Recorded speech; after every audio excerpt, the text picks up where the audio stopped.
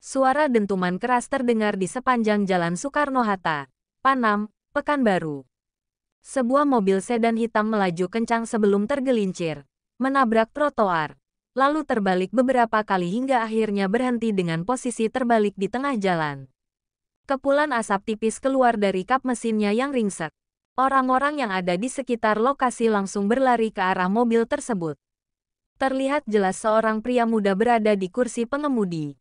Wajahnya berlumuran darah, dan napasnya terdengar berat. Beberapa saksi mata segera menghubungi layanan darurat, sementara yang lain mencoba mendekat untuk melihat apakah ada cara untuk menyelamatkan korban. Salah satu dari mereka, seorang pemuda bernama Fajar, mendekati mobil dengan hati-hati.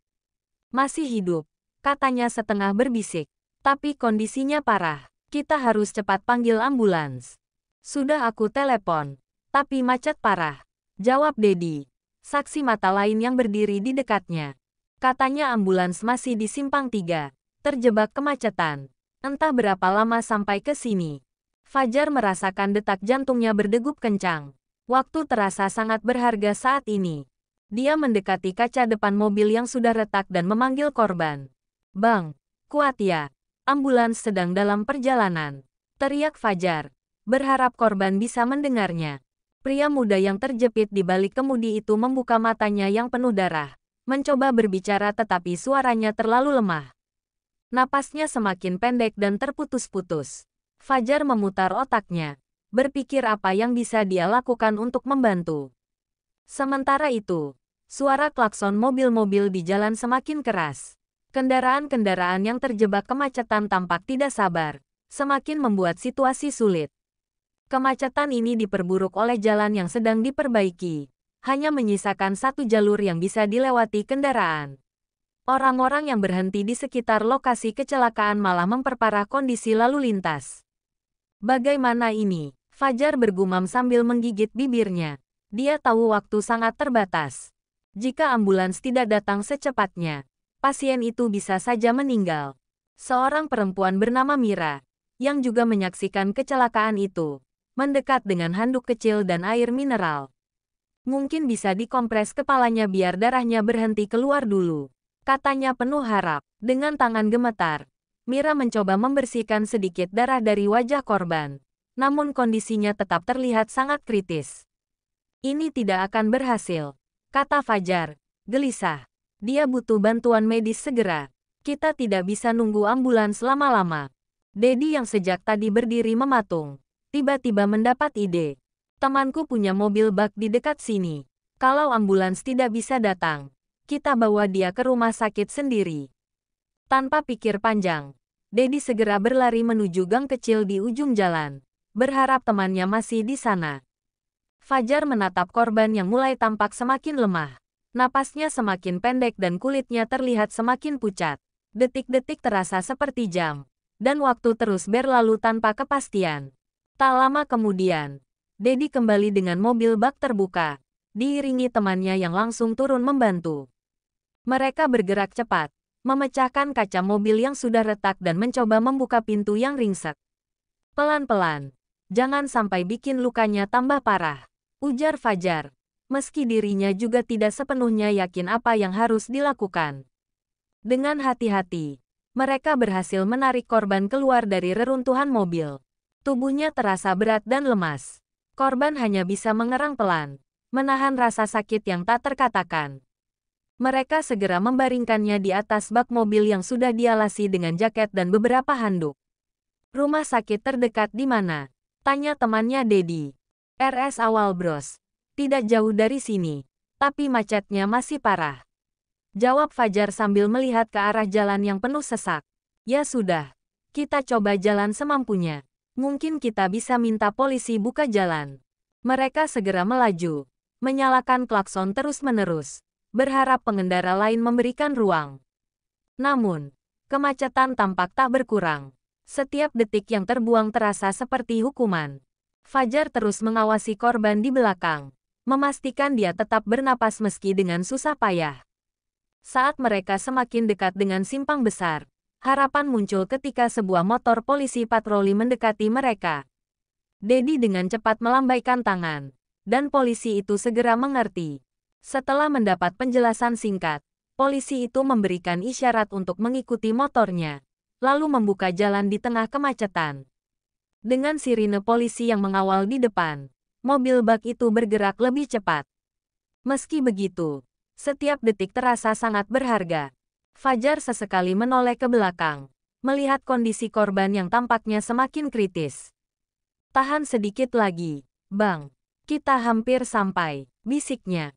Meskipun dia tak yakin korban bisa mendengarnya. Namun tiba-tiba, berhenti, teriak Fajar panik. Mobil menepi. Apa yang terjadi? Fajar sedang memeriksa pasien yang terbaring di bak mobil pickup. Wajah korban pucat, dan dadanya tidak lagi bergerak. Napasnya sudah tidak terdengar. Pasiennya sudah tidak bernapas. Suara Fajar lirih, namun jelas terdengar oleh semua orang di sekitar. Apa? Suasana mendadak hening. Semua orang terkejut. Sejenak, mereka terpaku. Tak percaya bahwa mereka mungkin telah terlambat untuk menyelamatkan nyawa seseorang. Dedi, yang berjongkok di dekat Fajar, mengusap wajahnya dengan tangan gemetar. Kita tidak cukup cepat, gumamnya putus asa. Seakan suasana di jalan yang bising dan penuh hiruk-pikuk berubah menjadi sunyi. Hanya dihiasi oleh desahan kecewa orang-orang yang menyaksikan. Tolong ke tepi sebentar. Sebuah suara asing tiba-tiba terdengar dari belakang mereka. Tanpa mereka sadari, seorang pemuda sudah berada di bak mobil tersebut, seolah muncul entah dari mana. Pakaiannya serba putih dan wajahnya tenang, namun tatapannya tajam dan penuh keyakinan.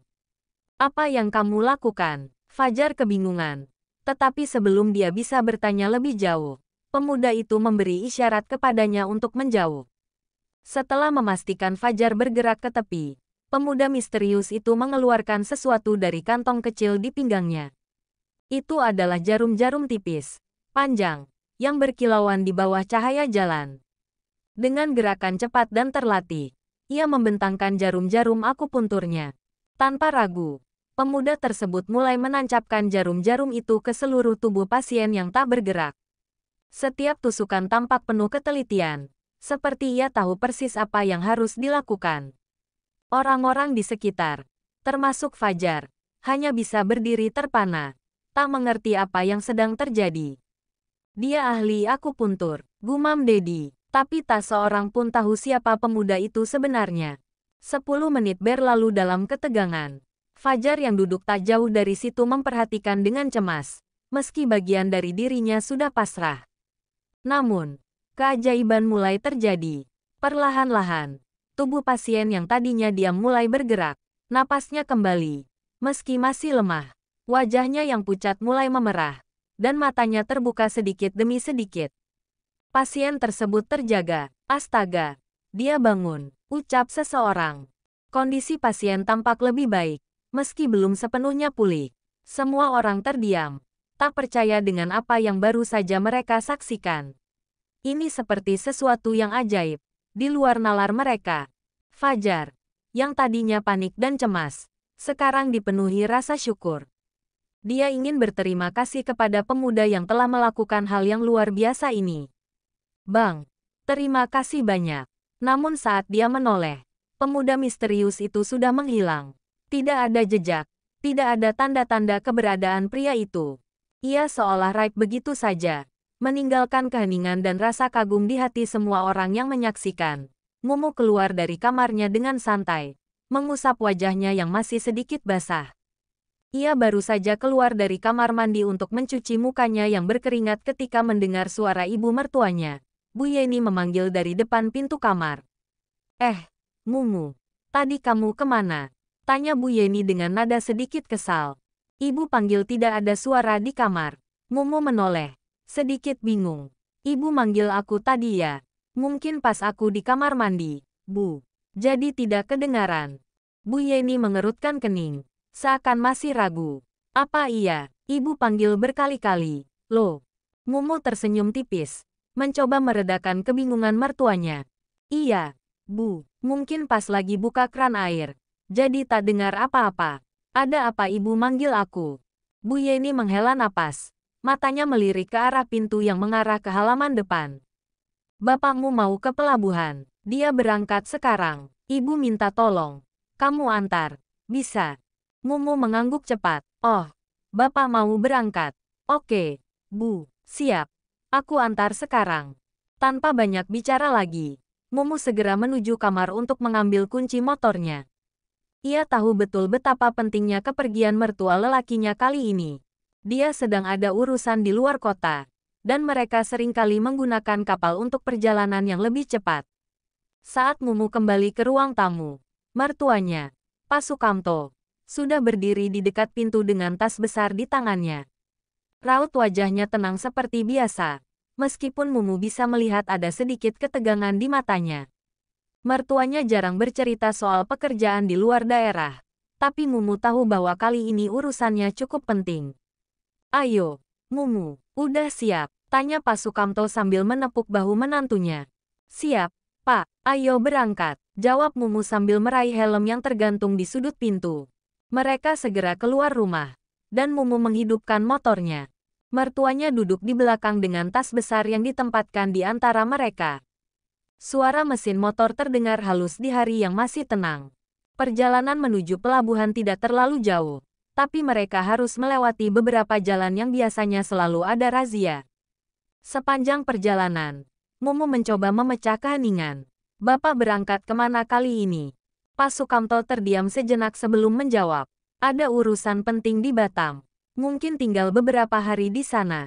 Mumu mengangguk, meski ia merasa ada sesuatu yang lebih besar di balik kata-kata bapaknya. Batam lagi ya, Pak. Pekerjaan di sana banyak sekali sepertinya. Ya, begitulah. Ini urusan bisnis yang tidak bisa ditunda. Jawab Pak Sukamto sambil menghela napas panjang. Tapi kamu jangan terlalu khawatir. Bapak baik-baik saja. Mumu tersenyum kecil, meski dalam hatinya masih penasaran. Mertuanya selalu penuh rahasia. Meski begitu, Mumu tahu kapan harus bertanya dan kapan harus diam. Mereka akhirnya sampai di pelabuhan setelah melewati beberapa jalan yang mulai padat. Suasana di pelabuhan Tanjung Harapan cukup ramai. Banyak orang yang juga bersiap-siap untuk naik speedboat. Mumu memarkir motornya dan membantu mertuanya membawa tas besar ke area tunggu. Nah, sudah sampai, Pak, ujar Mumu sambil meletakkan tas mertuanya di kursi dekat terminal keberangkatan. Pak Sukamto mengangguk, matanya menatap laut yang terhampar di depan mereka. Terima kasih, Mumu, kamu selalu bisa diandalkan. Mumu hanya tersenyum. Dia merasa senang bisa membantu meski hanya mengantar ke pelabuhan. Baginya, ini adalah cara kecil untuk menunjukkan bahwa ia peduli. Bapak hati-hati di jalan. Ya, kata Mumu akhirnya. Jangan lupa kabari kalau sudah sampai di Batam. Iya, pasti, jawab Pak Sukamto sambil menepuk bahu Mumu lagi. Kamu juga jaga diri baik-baik di rumah. Mereka saling tersenyum sebelum Pak Sukamto mengambil tasnya dan berjalan menuju speedboat. Mumu berdiri sejenak, menatap punggung mertuanya yang semakin jauh.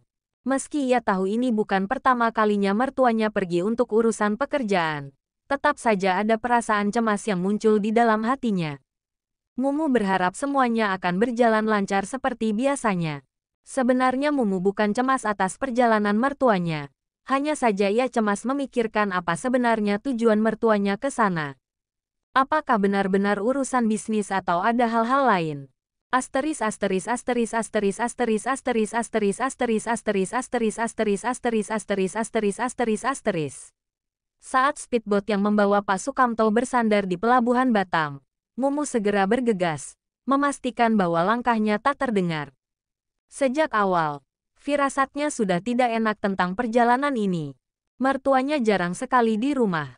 Pasti saja ada urusan bisnis di kota Batam. Jika sudah berangkat ke Batam, sampai berminggu-minggu bahkan berbulan-bulan lamanya. Oleh karena itu Mumu diam-diam memutuskan untuk mengikuti bapak mertuanya, walaupun ia tahu tindakannya ini mungkin terkesan kurang sopan. Namun, ada sesuatu yang ingin ia buktikan, sesuatu yang tak bisa dibiarkan tanpa jawaban. Pak Sukamto berjalan dengan tenang, menyeret kopernya menuju deretan taksi yang menunggu penumpang. Mumu menjaga jarak, bersembunyi di balik orang-orang yang berlalu lalang. Ketika melihat Pak Sukamto naik ke dalam taksi, Mumu cepat-cepat menyetop taksi lainnya, meminta supirnya untuk mengikuti taksi yang ditumpangi oleh bapak mertuanya itu.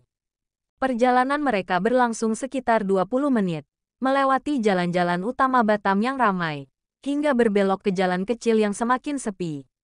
Mumu mengerutkan dahi saat menyadari arah taksi di depannya tidak menuju hotel atau pusat pertemuan seperti yang ia duga sebelumnya. Taksi itu terus bergerak masuk ke daerah perumahan, hingga akhirnya berhenti di depan sebuah rumah sederhana namun terawat dengan baik. Rumah siapa ini? Pikir Mumu dengan hati bertanya-tanya. Selama ini, baik Erna, istrinya, maupun Pak Sukamto atau Buk Yeni tak pernah menyebutkan bahwa keluarga mereka memiliki rumah pribadi di Batam. Terlebih lagi, jika memang ada rumah di Batam, mengapa Mumu sendiri tidak pernah diberitahu? Dari dalam taksi yang ia naiki, Mumu melihat Pak Sukamto turun sambil membawa koper, lalu berjalan menuju rumah itu. Pintu depan terbuka, dan seorang wanita muda muncul dari dalam rumah. Wanita itu menggendong seorang anak kecil, mungkin sekitar 1 atau 2 tahun.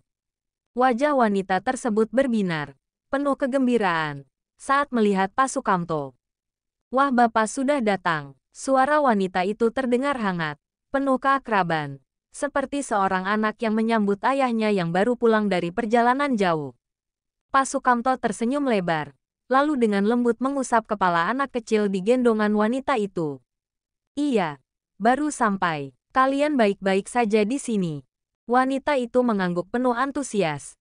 Dan tanpa banyak bicara lagi, mereka masuk ke dalam rumah, meninggalkan Mumu yang terdiam di dalam taksi, bingung sekaligus merasa terkejut. Mumu merasakan dadanya sesak, banyak pertanyaan yang berkecamuk di pikirannya. Siapa wanita itu? Mengapa dia terlihat begitu akrab dengan Pak Sukamto? Dan yang paling membuat Mumu penasaran, siapa anak kecil yang digendong wanita itu?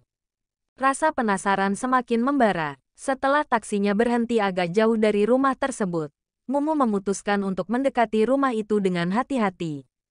Ia mencari posisi di mana ia bisa melihat ke dalam melalui jendela tanpa ketahuan. Sesaat kemudian, ia melihat Pak Sukamto duduk di ruang tamu, mengobrol santai dengan wanita muda itu. Wanita tersebut tertawa kecil, sambil memberikan teh hangat kepada Pak Sukamto. Anak kecil di gendongannya bermain-main dengan jari-jari Pak Sukamto, dan terlihat jelas kasih sayang dalam tatapan Pak Sukamto pada anak itu. Mumu berusaha menahan perasaannya yang mulai tak menentu. Seiring waktu berlalu, ia merasa semakin gelisah. Ini tidak mungkin, batinnya. Bagaimana mungkin mertuanya bisa begitu dekat dengan wanita muda ini dan anak kecil itu? Tak tahan lagi, Mumu menarik napas dalam-dalam. Ia sadar bahwa semua ini mungkin akan menimbulkan pertanyaan besar di keluarganya. Apakah mertuanya punya keluarga lain yang dirahasiakan selama ini? Atau ada alasan tertentu mengapa dia berada di rumah ini?